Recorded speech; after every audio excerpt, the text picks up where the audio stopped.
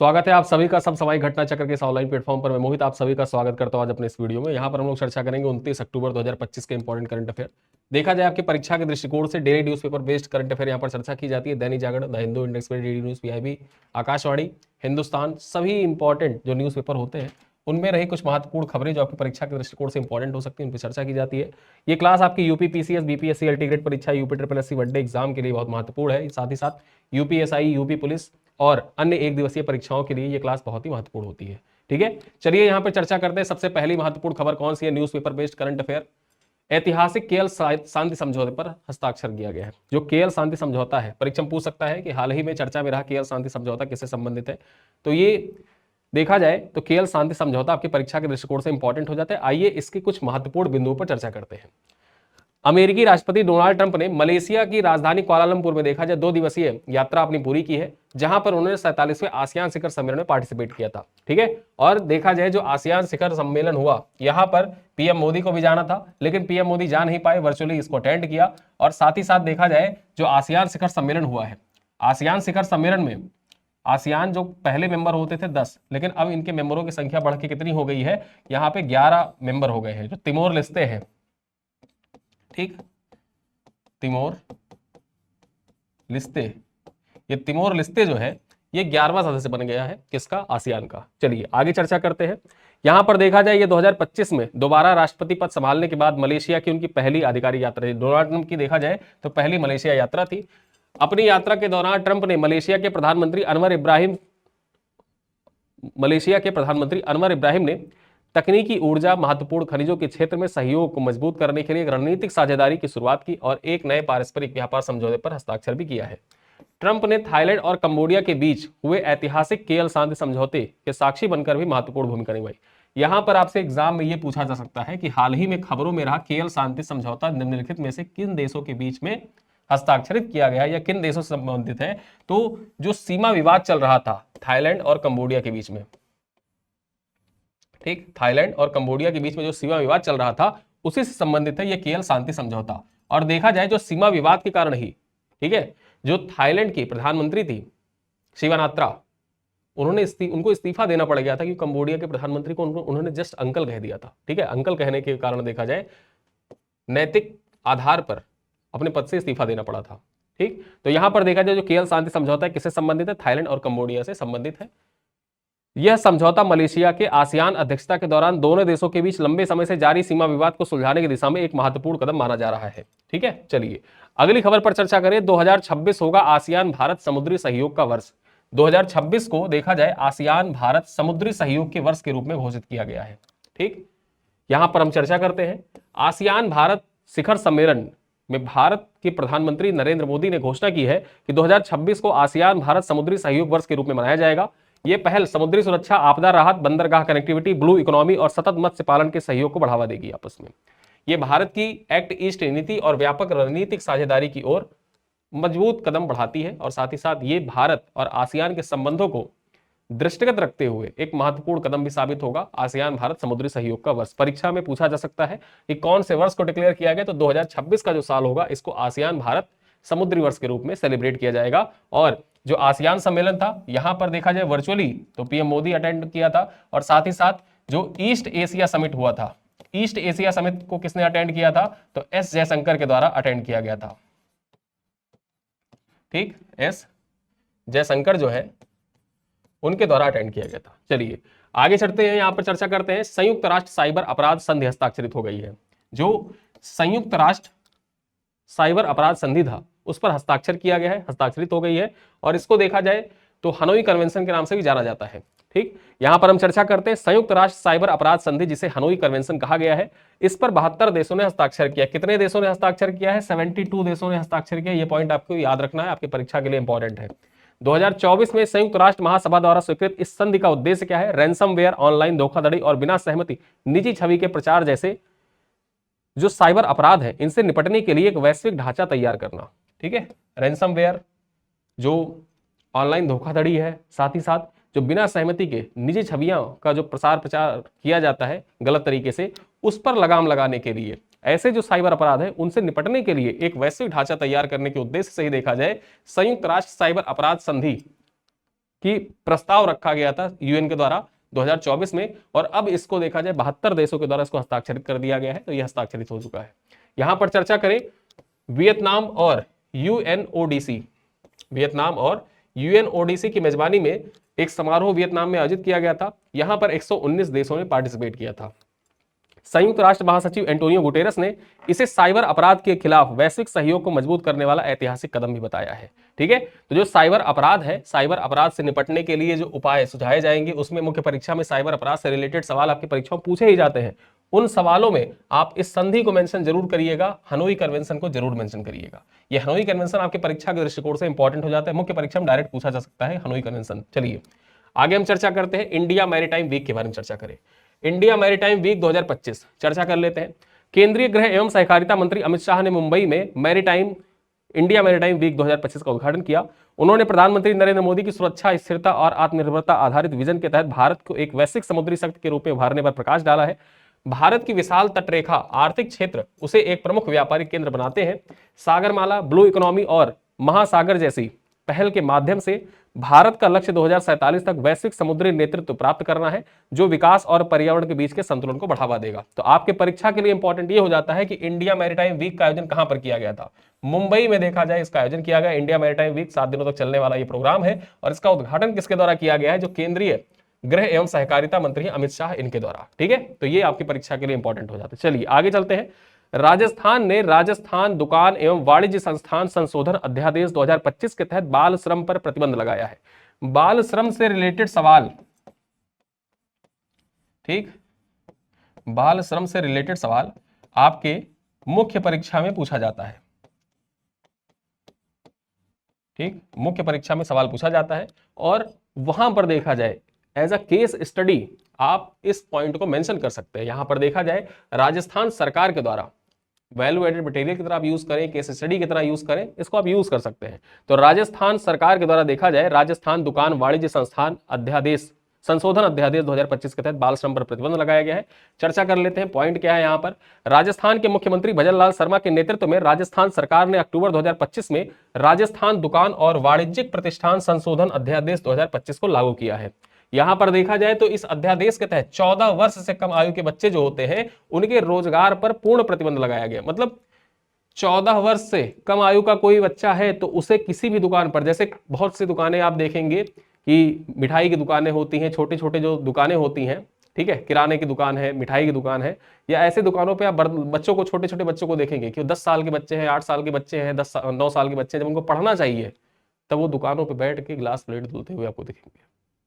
ठीक है, तो ऐसे में देखा जाए राजस्थान सरकार के द्वारा एक मॉडल प्रस्तुत किया गया है, और अब बाल श्रम जो है सो पूर्ण प्रतिबंध लगा दिया गया दुकानों पर।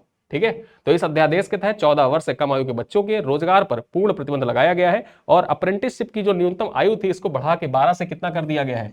12 से 14 साल कर दिया गया है। ठीक है, इसके अलावा 14 से 18 वर्ष के किशोरों को रात में काम करने की अनुमति नहीं होगी। कोई भी व्यक्ति मतलब कोई भी बच्चा जो 14 से 18 साल के बीच में है, रात में वो काम नहीं करेगा। जबकि वयस्कों के लिए कार्य के घंटे 9 से बढ़ाकर 10 कर दिए गए हैं।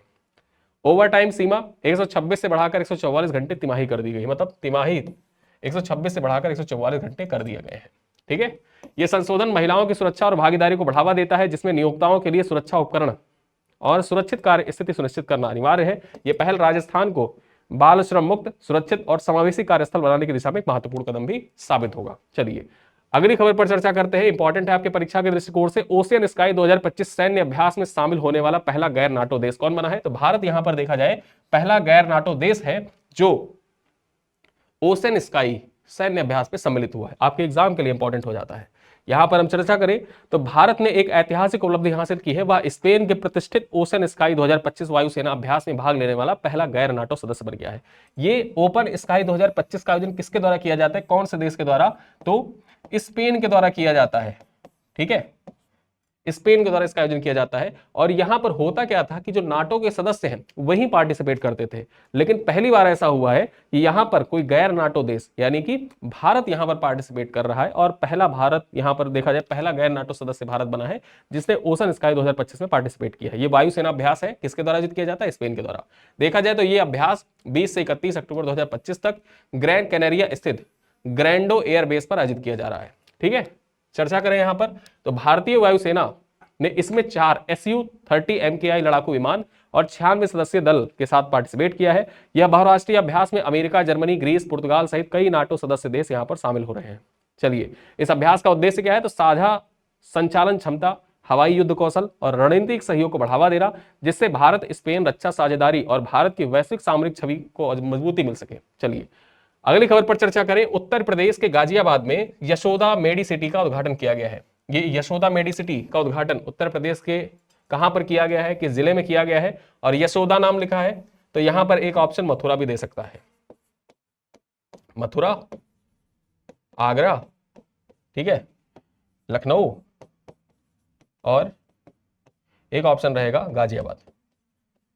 ठीक, अब आपने नहीं पढ़ा है, अगर आपने नहीं पढ़ा है तो अब क्या यशोदा मेडिसिटी जैसे आप पढ़ेंगे तो आपके दिमाग में सबसे पहले या तो राजधानी टिक करेगा या तो मथुरा टिक करेगा। ना ही आपका ध्यान आगरा की तरफ जाने वाला है और ना ही आपका ध्यान गाजियाबाद की तरफ जाने वाला है, और यहीं पर आप हो जाएंगे गलत।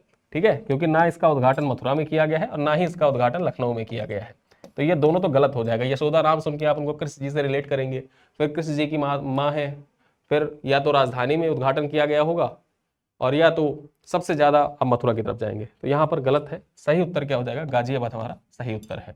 तो यहीं पर देखा जाए आपकी परीक्षा के लिए इंपॉर्टेंट हो जाता है, उत्तर प्रदेश के गाजियाबाद में यशोदा मेडिसिटी का उद्घाटन किया गया है। 26 अक्टूबर 2025 को राष्ट्रपति द्रौपदी मुर्मू ने गाजियाबाद के इंदिरापुरम में अत्याधुनिक स्वास्थ्य संस्थान यशोदा मेडिसिटी का उद्घाटन किया है। ठीक है, और यहां पर देखा जाए इसका लक्ष्य क्या है, तो भारत अपने स्वस्थ भारत के लक्ष्य की ओर तेजी से बढ़ रहा है। ये इसके देखा जाए जो हेल्थ इंफ्रास्ट्रक्चर है उस दृष्टिकोण से उत्तर प्रदेश में देखा जाए हेल्थ इंफ्रास्ट्रक्चर है उस दृष्टिकोण से यशोदा मेडिसिटी बहुत इंपॉर्टेंट हो जाती है। और इसको आप देखा जाए यूपीपीसीएस का जो पेपर 5 होता है, ठीक, पेपर 5, वहां पर आप इसको मेंशन भी कर सकते हैं। चलिए, उन्होंने कोविड-19 महामारी में टीबी उन्मूलन अभियान के अस्पताल की सराहनीय भूमिका का उल्लेख भी किया है। सिकल सेल एनीमिया कैंसर अनुसंधान और अधिक योगदान देने का आह्वान भी किया है।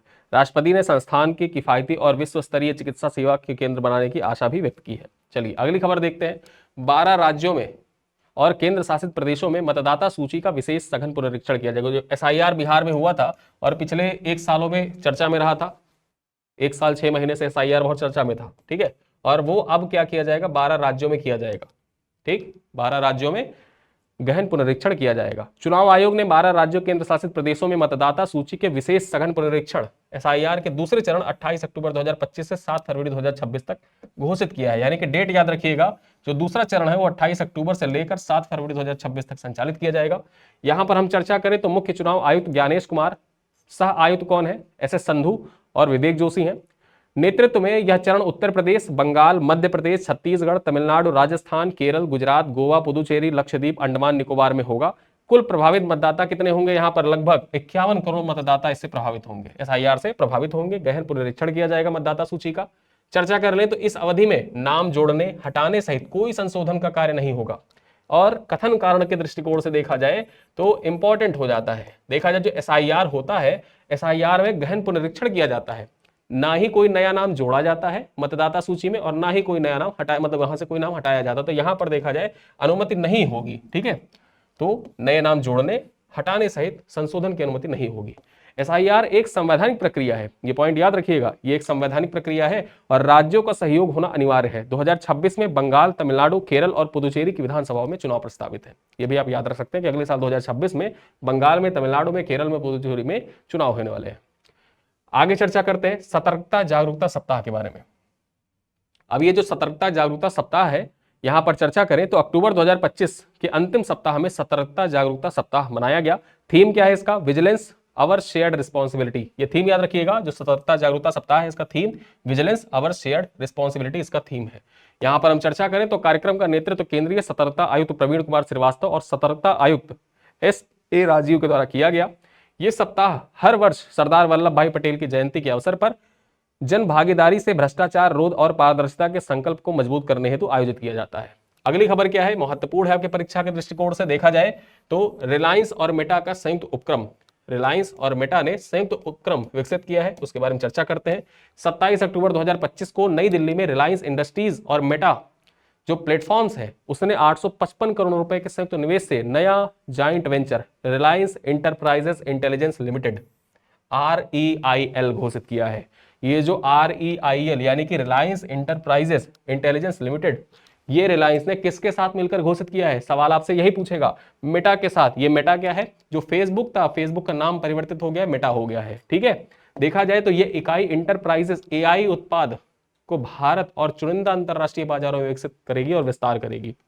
चर्चा कर लेते हैं रिलायंस इंडस्ट्रीज। ठीक है, यहां पर चर्चा करें जो रिलायंस इंटरप्राइजेस इंटेलिजेंस लिमिटेड है, इसका पूर्ण स्वामित्व वाली सहायक कंपनी होगी।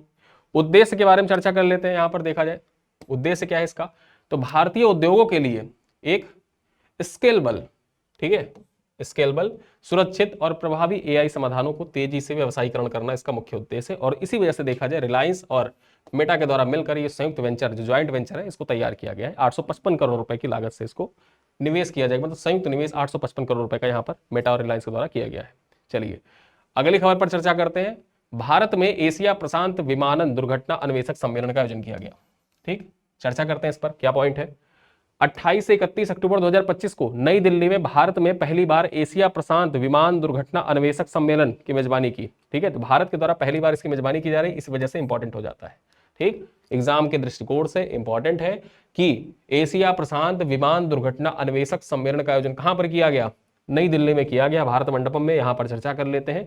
इसे विमान दुर्घटना अन्वेषण ब्यूरो और नागरिक उड्डयन मंत्रालय के द्वारा आयोजित किया गया। ठीक है, तो जो विमान दुर्घटना अन्वेषण ब्यूरो है और साथ ही साथ इसके सहयोग से, किसके सहयोग से? नागरिक उड्डयन मंत्रालय के सहयोग से भारत में एशिया प्रशांत विमान दुर्घटना अन्वेषक सम्मेलन का आयोजन नई दिल्ली के भारत मंडपम में 28 से 31 अक्टूबर के बीच में किया गया। करीब 19 अन्वेषकों सहित ICAO सदस्य देशों, एशिया प्रशांत प्राधिकरणों और अंतरराष्ट्रीय संगठनों के प्रतिनिधियों ने यहां पर पार्टिसिपेट किया और इसका उद्घाटन समारोह का आयोजित किया गया था 28 अक्टूबर को। केंद्रीय नागरिक उड्डयन मंत्री जो है राम मोहन नायडू किंजरापू, उनके द्वारा यहां पर उद्घाटन किया गया। चलिए आगे चलते हैं। तो यहां पर देखा जाए ये जो एशिया प्रशांत विमान दुर्घटना अन्वेषक सम्मेलन था, ये आज के जो महत्वपूर्ण करंट अफेयर थे उनमें हमारा अंतिम बिंदु था। अब यहां से मैं आपसे एक सवाल पूछूंगा, उस सवाल का उत्तर आप कमेंट बॉक्स में दीजिएगा। सवाल ये है,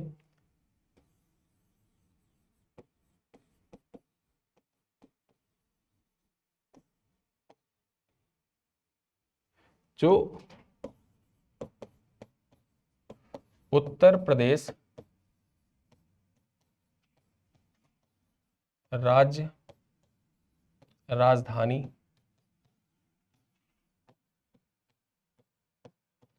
क्षेत्र है, ठीक है, इसमें कौन से जिले